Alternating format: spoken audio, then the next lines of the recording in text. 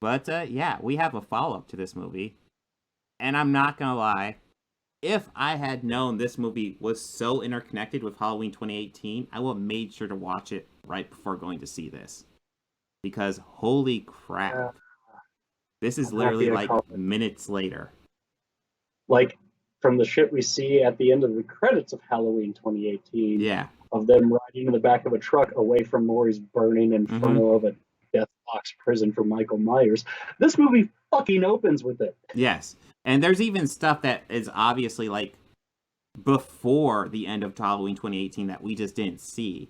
Like Allison's boyfriend finding Officer Hawkins, who is strangely alive, who got stabbed in the throat, stabbed somewhere we don't see, and run over. Yeah, we also see him calling somebody for a ride. Asking him, like, hey, I need you to give me a ride. Things didn't work out, you know. And then just hold on. And then he found Officer Hawkins. So we see this happen. But yes, Officer Hawkins, like, I feel like they couldn't have had the fact it's not the most definitive death, but man, they even add that he gets run over. Like, he drives kind of in the direction, and there's the run over sound effect. And it's like, I remember is that entirely just to fuck with hell. us? Yeah, is that entirely just to fuck with us? Like, if he just got stabbed in the throat and maybe stabbed somewhere indiscriminately and they left it at that, it's like, okay, but then they add he got run over. It's like, but dude, that's enough by itself. They didn't even film it in a way to where it's clear. We just see that, like, a far shot and then, like, the car going over him. So, I mean, it could have been a forced perspective shot to where it looked like he did, and maybe, like, it was just a leg. Yeah, it was just... hand or an arm. It was clearly just fucking with us. Or they didn't know that he would be alive for this one. They didn't know if they could secure Will Patton for a sequel. Maybe, although I would assume they would sign him up if they planned it. I mean, yeah. For what it's worth, I want to say this movie weaves into Halloween really well. That would almost make me shocked if they didn't have that planned out, but it feels like it really didn't. But for what it's worth, it feels like it's weaved in there. Yeah. One of the things... Go ahead. Oh. Now I've lost my train of thought. But yeah, it takes place minutes later. Well, it starts off with a flashback from Hawkins. Yes. The night that they arrested Michael. I completely blanked on it. For like a second, I completely... God, I'm getting old. I blanked on this movie completely. I got you. I got you, buddy. Yes, we actually see 1978. And we get to see more of, like, what happens after he escapes. So this is allegedly as soon as we see him fall out of the window and escape. Which is right after Luna shoots him 6 times! Well, it was something that actually kind of needed to be established. Well, it didn't need to, but it was a question I had with 2018, because it follows the original Halloween, but Michael got away, and there's a throwaway line where they mentioned he got captured in that movie. Well, yeah, and it was always that Hawkins was the arresting officer. Yes. But this movie... it's just more of like, oh, hold the phone. How the fuck did you arrest him? Yes, and this movie explores that. Yeah. And some fucked up shit happens, and... Yeah, I'm not gonna lie. You really kind of feel for Officer Hawkins in this because he was put in some shitty situations. No, well, the initial situation in this scene, that's a tough call, and he made the best call that he thought he felt was right in the situation. Nobody could have said it was the right or the wrong call because no one else was in that situation. Exactly. And it kind of almost was a no-win scenario. Mm-hmm. Well, he talks about how in that moment he had the opportunity to, I don't know if it won't have killed Michael, but he had the opportunity to shoot him in the head, kill him, end it. in theory. But this comes immediately after Michael was holding his partner, or at least his friend, fellow cop, in front of him. Well, yeah. And yeah, Hawkins tries kind of wildly to take a shot. The officer, the guy who's being held, is saying, "Go ahead, take your shot." He does. He, of course, misses and hits the officer, who dies pretty much right there. Bleeds out. So he has that on his mind. And, like, in his mind, when it's time, when he has the opportunity to take out Michael, he's like, this is somebody's kid. I can't do this. Yeah. And it's like, we know the monster Michael is. He knows the monster Michael is, and he can't do it, and you feel for him. It gives you that. And no, and I mean, I've heard a lot of people say that they hate it. They hate this. Or I've read one review that they hate it because that it felt that they kind of humanized Michael Myers a little. Oh, I don't think it does that at all. I don't think so either. Just because that dude had sympathy for him does not humanize Michael Myers. Because Michael Myers. No, well, they never thought of him like that, which is why they felt that way. Well, this movie also, I think it's actually leading up to the finale, because there's very much an evil begats evil. Definitely a bridging movie. Yes. Definitely a bridging movie. Absolutely, but it still told the story great. Well, the movie picking up after this flashback, we go to like the fire trucks rushing to Laurie's house, where you see Laurie, her daughter, and granddaughter all screaming like, "No, let it burn, let it burn!" Yes. You see firefighters arrive, trying to find the source, realize it's a gas fire and it's coming. That they need to start it. One's looking around trying to find another source to extinguish. He falls through to the basement, finds more there. Then Michael Myers emerges from a closet. Yeah. What looked like a gun safe. Smart. Smart. Bet. And he fucking kills that guy. Yes. And then just starts going to fucking town on all these firefighters. Like, first with an axe, they get the jaws of life, which he later turns on that cop and just destroys. Oh, I read something about this scene, but yeah, go on. I wanted to add, how he gets out is really brutal. So, like, the firefighter falls through the basement, and our firefighter is like, "Dude, give me your hand. Give me your hand. I'll get you out of there." Of course, Michael takes advantage, gets out of there, and kills that guy. You know? Yeah, with an axe. Yeah, Michael is not humanizing this. That's a criticism. No. But there's actually people who are boycotting this movie because of this whole sequence. Oh, the firefighters? Yeah. Well, it's kind of heroic deaths, though, so... It's a fucking Halloween movie. Yeah. What the...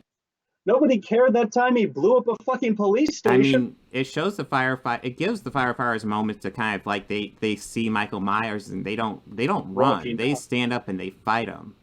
Yeah, and they get massacred, but it's like... They get fucking slaughtered. They get hero deaths. So... Except maybe that guy who got the jaws of life through his visor. I felt bad for that guy. It's still a hero death. They stood up against him. I mean, not quite like getting crushed by a safe vault door, but I still felt bad for the guy. But yeah, he essentially escapes from the burning house, and then he just starts cutting through the place again. We're getting introduced to random characters again, and they're just getting murdered again. Because we see Michael stalk people who aren't really like the babysitter thing. He's just killing at random. He stops at one house, kills a husband and wife, and actually slowly kills both of them. Lets the wife suffer and bleed out while she has to like sit on the floor paralyzed, helpless, and watch Michael slowly turn her husband into a knife pincushion. It's also worth knowing that you kind of see it here. He's really starting to explore getting creative with his kills in this movie. We saw it in 78. I saw people criticizing, "Oh, Michael dragged a body over here." Dude, he dragged a body on top of a bed, put his sister's grave over it just to fuck with Laurie in the original. He's always done this shit, and he's just lit a bunch he really of candles explores it well. here. Yeah, because then we're introduced at a bar scene. Yes. Where we see a couple sit down, a nurse and doctor. The lady is dressed as a sexy doctor, and the man is a nurse. We see them sitting down trying to watch a local talent show that's going on. A group of people sit behind them, and they're rather kind of loud. And they ask them to be quiet, and they go, "Oh yeah, we're sorry."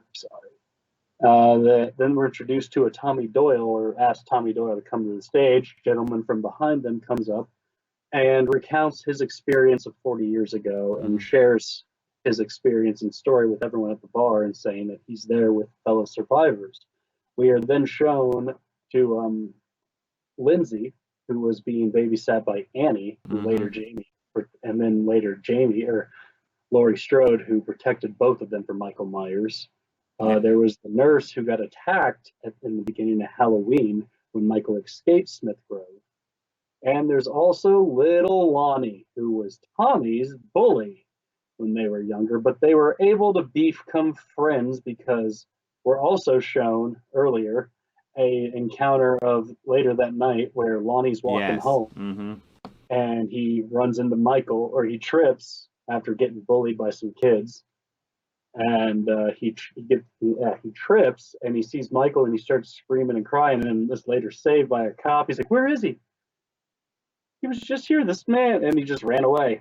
So Lonnie survived an encounter, and it probably scared the shit out of the poor kid. But they all met every year just to commemorate, that they survived. And it's kind of like they're all kind of dealing with their trauma and their grief. And this is a subject that the film really leans heavy in. And it's like everybody in Haddonfield's individual grief and Haddonfield's grief as a community as well. Yes. These are elements that I really enjoyed and I thought was really great in this movie. And it's something that is really not explored that well in horror. Yeah. I really like it, yeah. Well, that's the thing. So they find out, they think, actually, before we get all into the themes, because the themes are actually really interesting to explore here. I do want to talk about something more superficial that we kind of skipped over. In the flashback scenes, we get a cameo from Dr. Loomis. I meant to look up to see... Well done! Yeah. Is that archive footage? Wait. Is that like a stand-in computer generated with somebody doing the voice? I don't know. It could be like an augmented. Yeah.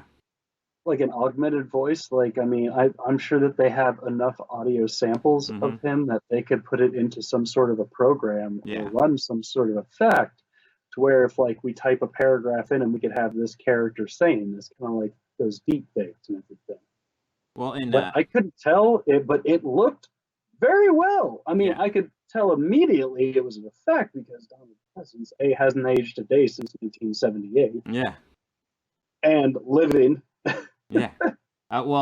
They had a voice actor for Loomis in Halloween 2018, just doing an impression. You could tell it didn't quite sound right, but I was like, maybe he got his voice a little bit better, and they had a stand-in for that.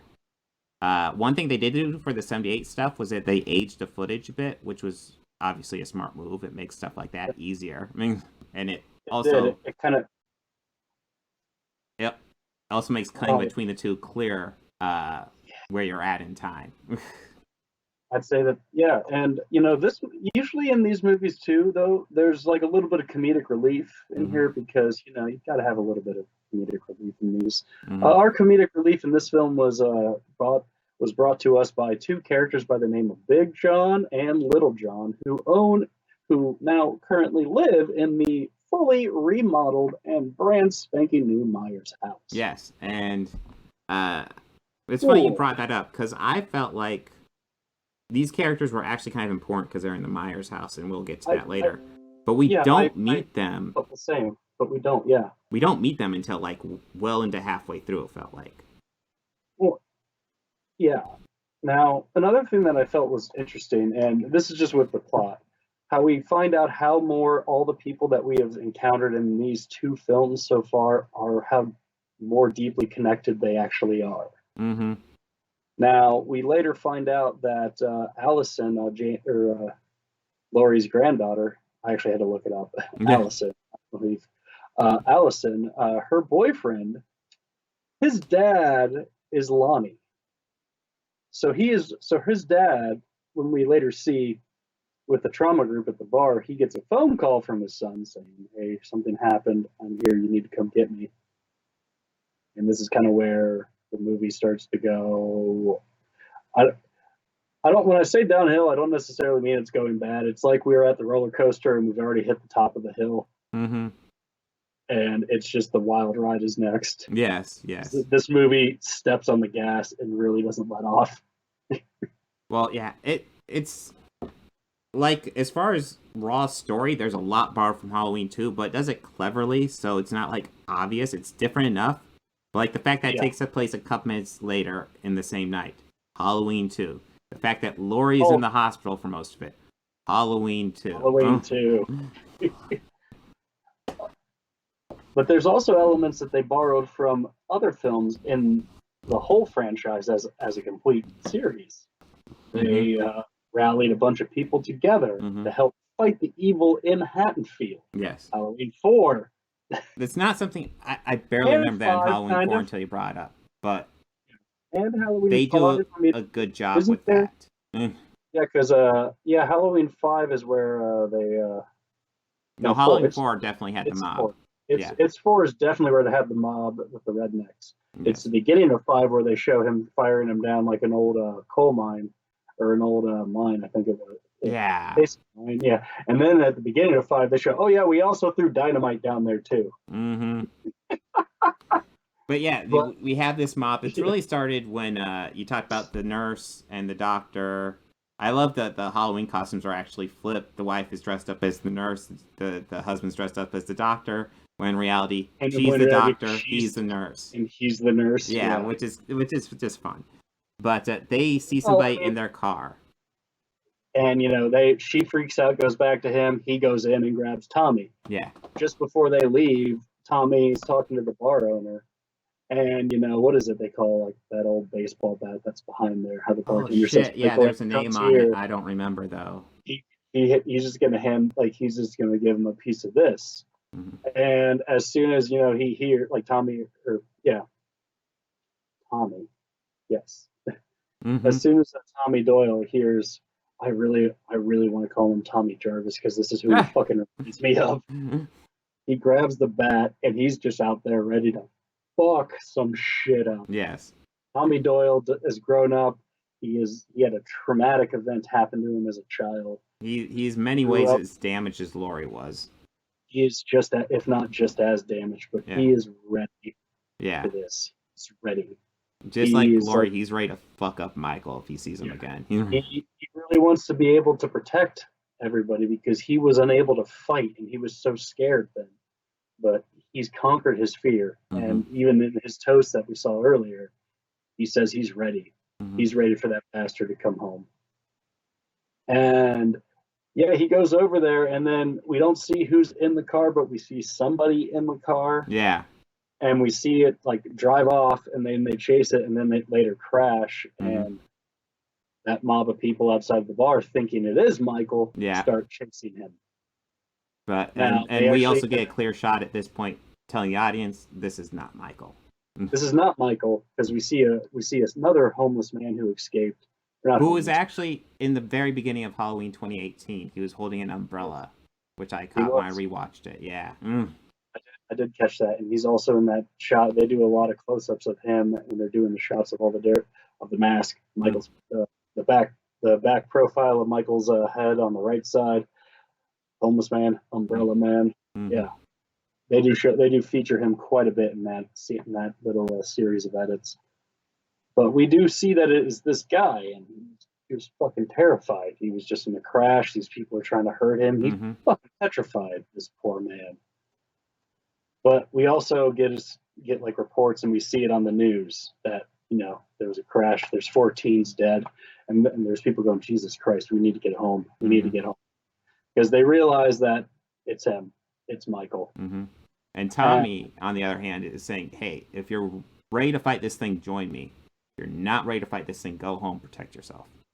Yeah, protect yourself. But if you're ready to fight with me. And it's one of those things where it's like on the surface of what he's saying, it sounds good, and he definitely is coming at this with the best intentions. He really is. There's even that great moment where Laurie's in the hospital because she got jacked up in 2018, and he's telling her, "You protected me 40 years ago. Tonight, I protect you." And it's a really nice scene. It really is. It's. But I saw it kind of too as he still feels the need that he needed to get to the hospital and get to Laurie. Yes. Like that was a drive for him and a very important one. Mm-hmm. He wanted to make sure she was okay. Yes. And when he heard she was there and that her house blew, he knew what had happened. And knew that she was there, so she was okay. Didn't need to know what happened. Didn't need to know if she's okay. She was there. That's the thing. A lot of the townspeople, a lot of people seem to think there's a connection between Michael and Laurie. And it's actually Karen that puts together, that was actually Sartan in the last movie that brought them together. Michael is not going towards Laurie, or at least doesn't seem to have a particular interest in Laurie other than she's around and she's a potential victim and she might be in his way. Yeah. That's about it. It was Sartan who thought there was a connection. Mm-hmm. But yeah, we see this mob going after this innocent guy who's from this institution, so he's not best able to articulate himself. Laurie obviously gets a shot of him and is yelling at the crowd. He's not Michael. That's not Michael. And of course, they can't hear her because they're a crowd. They're chanting. They're all riled up. They're ready to get Michael, and it's not Michael. No. We also get a great scare sequence because earlier we see all of the survivors out patrolling, looking for Michael, trying to find him. Mm-hmm. They see a group of kids swinging on a swing set. Lindsay decides to get out of the car. The nurse, Marianne, she is there with them along with the couple, the doctor and nurse couple. Mm-hmm. She goes out, it's like, guys, you can't be here. You guys got to get home now. And they mention that there's a guy over there who keeps trying to play games with us. Like, what do you mean play games? And we see that it's later Michael, and they go, oh my God, you guys need to get the fuck out of here. Mm-hmm. Because the kid is actually, but Michael is actually holding, and this is a really cool Easter egg. I don't know if you caught this. I mean, they featured it predominantly in the trailer. Mm-hmm. He's holding a bloody skull mask. And later, we see the kids drop their masks, those other two. One is a pumpkin, and the other is a witch. Mm-hmm. And later, well, after this, we see a big brawl, or not a brawl, but really an encounter between Michael, the nurse and doctor. He climbs up on top of the SUV from where they are. Lindsay sees this whole thing go down. He attacks Marianne the same way he attacked her in the car in the first one, crashes that window down. Mm-hmm. I didn't hear a wrench in this cut, though. Yeah. I didn't hear it, and I didn't see it. They probably had a bigger budget. They could probably actually use breakaway glass and shit. Yeah. But the doctor lady who's dressed as the nurse, her and Marianne both try and fire at him and miss. Well, Marianne tries to fire and she misses. I think the nurse or the doctor takes the gun away from her husband because she's not sure he can use it. They get to the front door. She tries to fire at him. It clicks. He comes in and starts fighting with her and trying to kill her. The doctor tries to fight him off. He gets a knife under the eye. Yeah. Oh, I might have left out little key points in that, but I just wanted to get to that one scene and that shot. Oh, God. I mean, I knew it was CGI, but it looks good. It looks good. And it was really rough to keep it in frame that long. Yeah. Just, oh God, no. His wife tries to come up and sees that she has the accuracy of a stormtrooper, and he kicks the door. She drops a gun, and she goes down to reach it, and it hits the pavement, fires, kills her right in the head. That's right. Yeah. Of all the stupid fucking things, and also Nurse Marion dies. Mm-hmm. Later, we see Tommy and Lonnie discover their bodies, and they're wearing masks. And actually, in one shot, you do see a silver shamrock icon on the back of. I didn't catch that. Yeah, I did. Nice. And I was like, "Holy fuck, that evil company exists!" Yeah, that's a nice Easter egg. That is a very cool Easter egg. But in this also, Michael's getting creative with how he wants the kills to be discovered or how he's presenting the bodies. he leaves two strategically placed on a little merry-go-round that is still able to be spinning. Mm-hmm. Now, I mean, he must have tied them there, and he also secured one, and then I think it was Nurse Miriam, up in a tree. Mm-hmm. And he put the couple on the merry-go-round. While he did try and stalk Lindsay, but she was able to hide. Mm-hmm. She almost, I thought we were going to see her die, but she survived. Well, it's definitely like explorations. We're seeing him evolve past that 1978 movie, and you see it all begin when he stabs the one boyfriend. God, was his name Bob? I think it might have been. I think his name might have been Bob. When he stabs that one boyfriend, and he's just kind of hanging there, he just kind of looks to his side. In the original, yeah, Bob. Yeah, Bob. And Bob. I love Nick Castle, who was doing the shape at that moment. Stop out. Okay, I got the direction to tilt my head. I didn't know why, so I just tilted my head. And then when I saw it in the dailies, I was like, "Oh, he's appreciating his kill. I didn't get that." It's like that's what John was shooting for. That's what John thought. Yeah. John thought it'd be nice if he just. That's why he's the director. That's why he appreciated his work.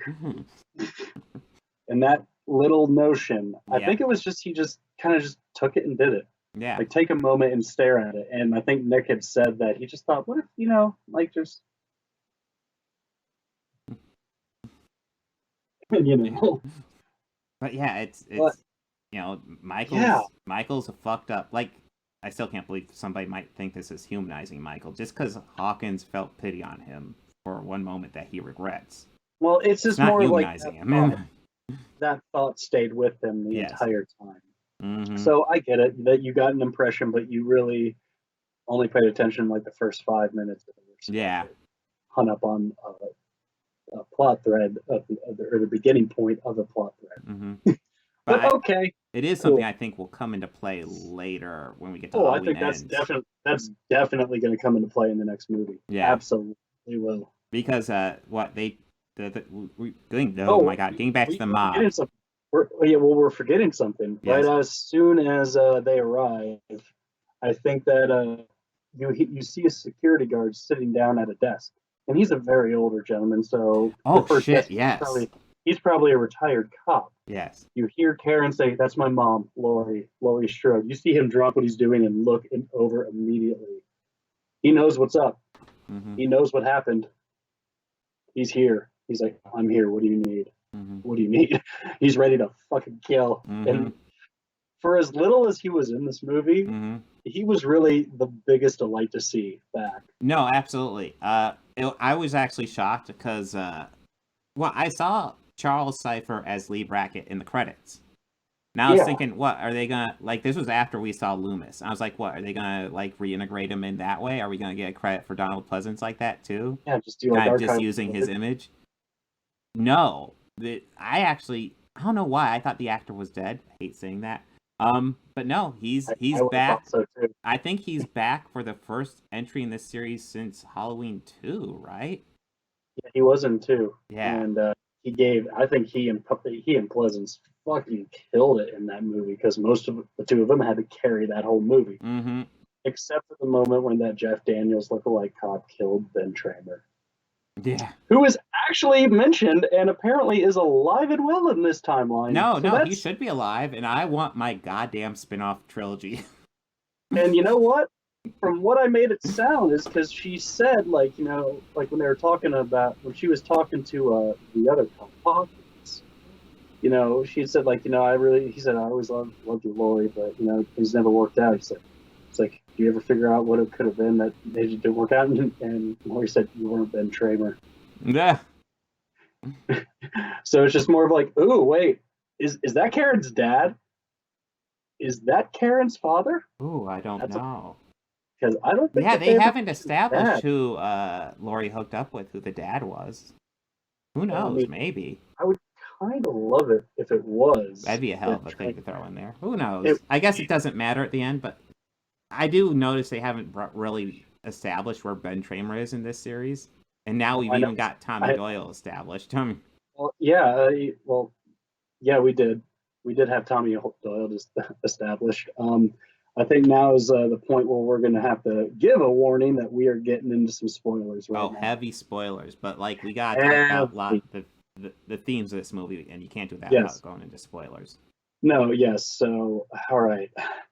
One of the main, running themes throughout this, as I had mentioned earlier, was just about trauma and how we as people and a community cope and deal with our own personal trauma and just, tragic events. From what it seems like, Halloween is very much a subdued thing that they really don't talk about it that much. I mean, there's still kids trick-or-treating and everything, and we saw that in both of the films, but it's obviously something that's kept in the back of everybody's mind. Like, they know it. It's kind of almost like Haddonfield's dirty secret.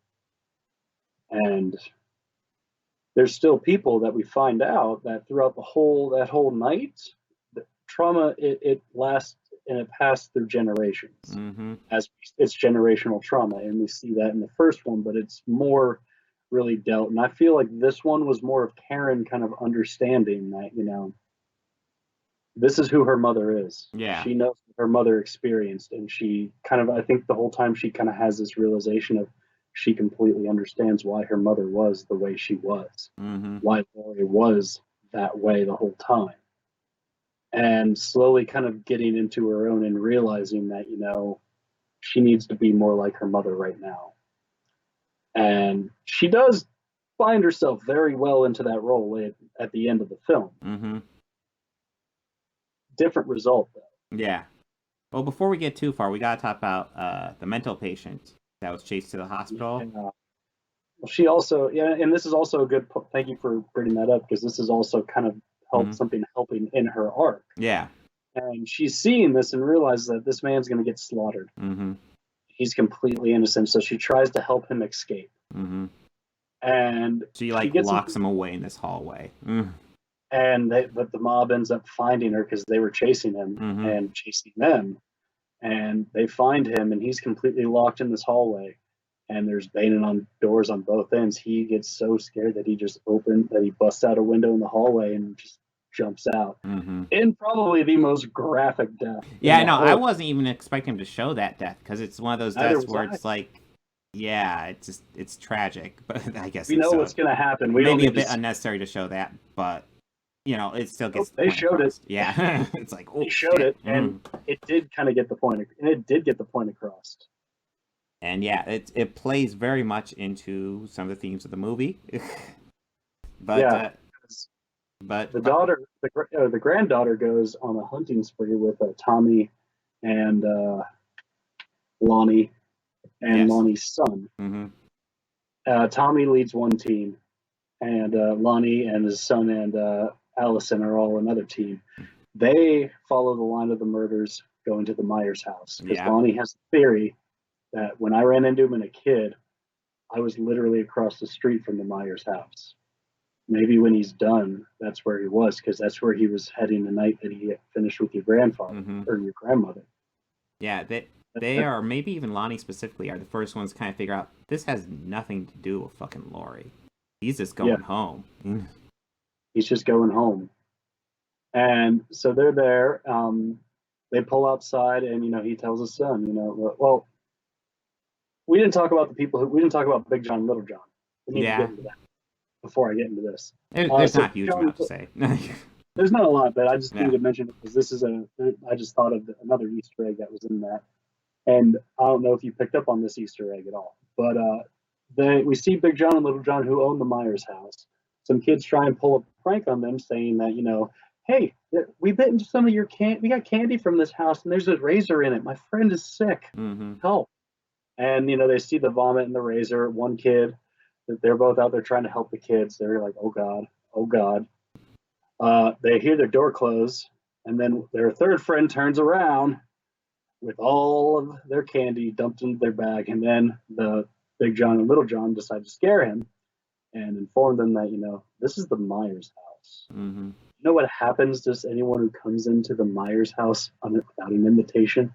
Tries to keep the local folklore alive and just scare the shit out of it. It kind of works, but the razor in the mouth, which they even put fake vomit down and threw a razor blade in there to convince the person. But the razor blade in the mouth, it's a subtle nod to Halloween 2, where that kid that showed up at the hospital, where the parents like, here, keep the ice on it, and they do a close shot, and you see a razor blade in their fucking mouth. Yep, there's a scene of that in the original Halloween 2. I guess it's been too long since I've seen that. No, I did not pick up on that one. I pick up on the mask, but I don't pick up on that. yeah, that is a nice little another Easter egg that is in this one. But anyways, back to Lonnie discovering this. Lonnie, going back real quick to Big John, Little John, very nice little gay couple. But as soon as they were introduced, it's like, yeah, they're dead. Yeah, when they first talked, like, this house, I can't believe we live in this house. Yeah. And like they said that line before even establishing it was the Myers house, and I went, well, you're fucked. No, I mean, I'm not gonna lie. The second we see Big John singing, fun fact, Big John is the little one, Lil John's the big one. But yeah, we see Big John singing and he's first introduced, and I'm not gonna lie. As soon as I saw it cut to him, I'm like, oh, he's dead. We're just cutting to a random character. He's dead. When it showed the house and then it was playing the music, I was like, oh, this is one of the first sequels that's actually stayed true to how the original house looked. Good show. Yeah. Good show, my man. Yeah. That's true. Also, that like, house changes so much. But also my reaction to it was first kind of like, that green was a choice. Oh, not the choice I would have made, but that green was a choice. That was a choice. I mean, as I say that, wearing a tricolored beanie. Yeah. But anyways, jumping ahead to the ending. Yes. They chase him down to that house. Allison's boyfriend, was he actually part of the mob, or did he just get caught up there? I don't remember. No, he was with his dad after his That's dad right, yeah. So yeah. He gets because his dad left. Yeah, his dad left the bar to go get his son. Yeah. Oh yeah. I guess before we get heavy into spoilers, my final word is it's pretty good. If you like Halloween 2018, check it out. Yeah, I like it. Yeah. I'll get more detailed later, but if you're on the fence of watching it, if you like Halloween 2018, go ahead and watch this. If you're a fan of the series, watch it. Yeah. You'll be very satisfied. And if you just like horror, you'll be satisfied. But anyways, Allison... Spoiler territory. Allison, I believe, is the one that survives the visit to the house. Yes, she does. And then... largely, she's kind of like the final girl, except it's not a man, it's her mom that pops in to save her.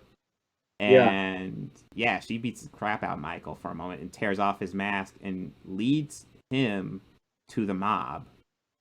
Who surrounds him. And you're thinking, oh, shit. Which is almost mirroring that opening scene with all the firefighters. Like, he's completely surrounded now. And some people get some really good licks on Michael, and he's trying to fight back, but it's not really working. Yeah, they do. One dude does do something that was incredibly stupid, but I understand the motivation. He tries to walk up and shoot him point blank. Michael slashes his hand. Yeah, no, Michael gets some licks in, but he gets jacked up. Yeah, but I mean, that guy with the sliced hand, he does end up popping a few caps into Michael. I think he got 4, maybe 3 shots off into him. I couldn't count how many licks Michael got. He got fucked up in that. Well, he got fucked up, and Tommy Doyle came in there swinging like a champ. Yeah, with that baseball bat, he got his licks for sure. Well, yeah, he did, and Karen even got her final lick with a knife right in the spine. But as we are, and I think kind of as the mob's going at him, Karen leaves eventually, and she goes to hang out at Myers' house.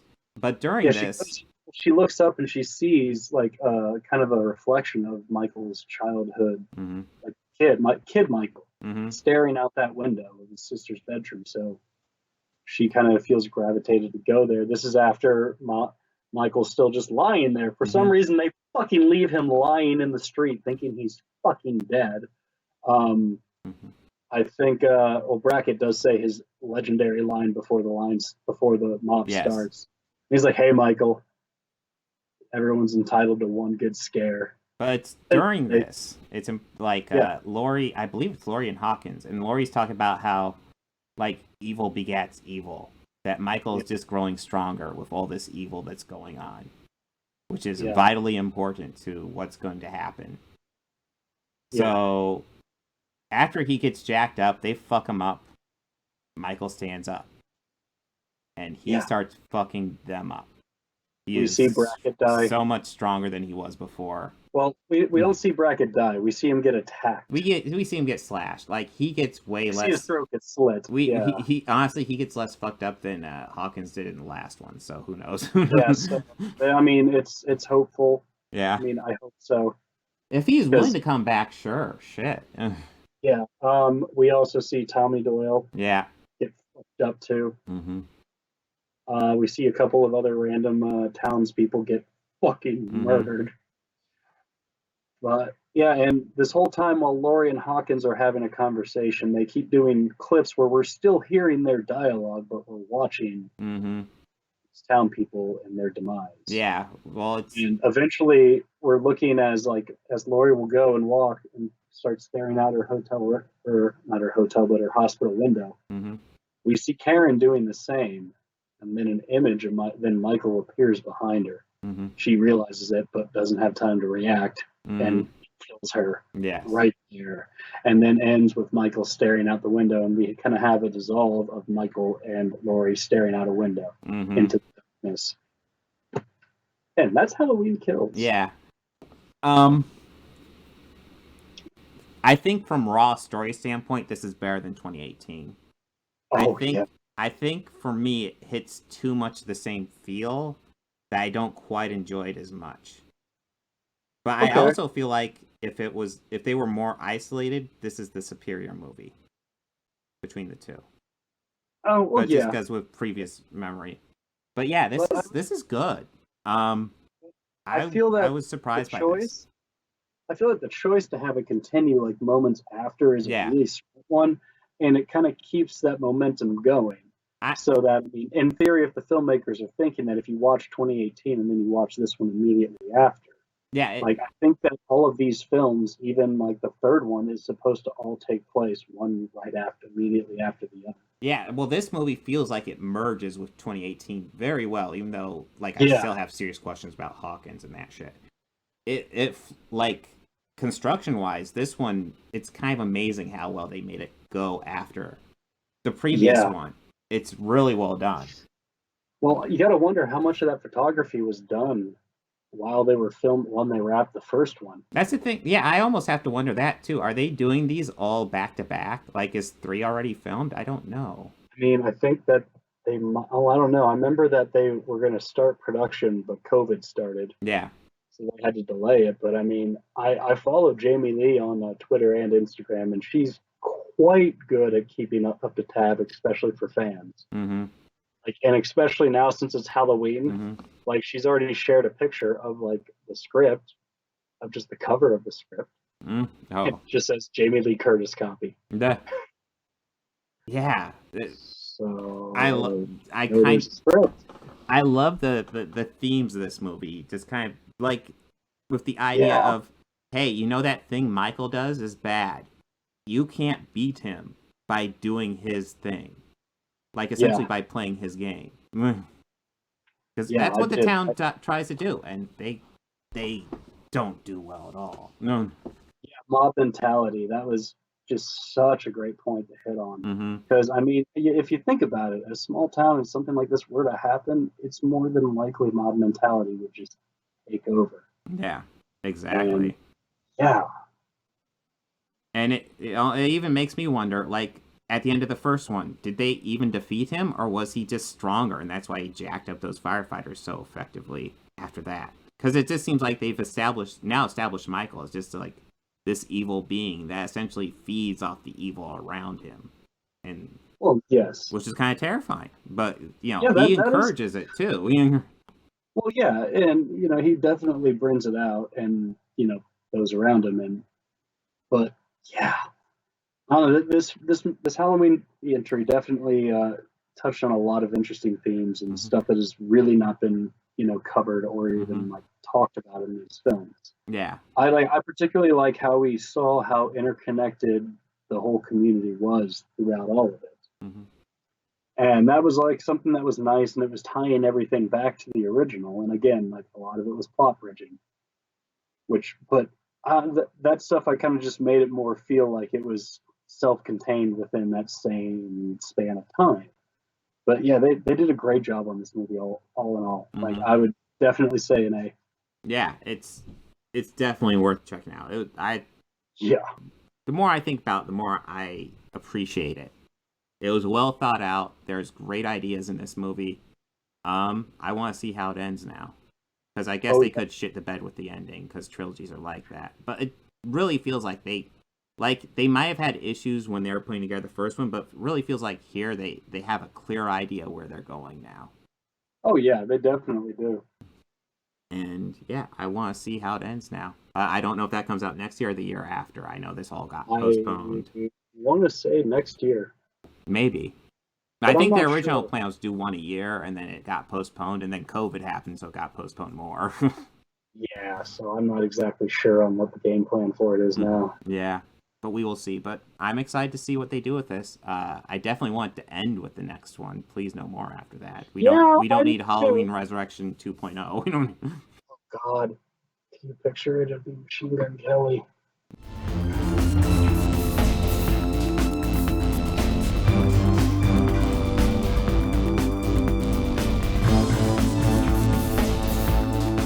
I want to go ahead and add some audio credits at the end here. The theme music you're hearing at the beginning and end of this podcast was written and performed by George Johnson, a very good friend of mine. And my current Patreons are Fel Martins, David Lara, and Lindsay Pankhurst. If you'd like to become a patron, go ahead and follow the link down below. Anything you can provide would be incredibly helpful to this channel.